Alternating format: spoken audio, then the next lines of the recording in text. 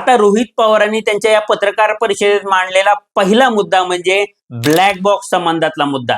म्हणजे black box हा जळाला होता आणि त्यामुळं काही माहिती आपल्याला मिळू शकत नाही किंवा ती माहिती मिळवण्यासाठी ब्लॅक बॉक्स हा परदेशात पाठवला गेला, अशी माहिती काल DGCA कडनं प्रसारित करण्यात आली किंवा जारी करण्यात आली. आता खरंच ब्लॅक बॉक्स जळू शकतो का, हा मुद्दा यानंतर चर्चेत आला.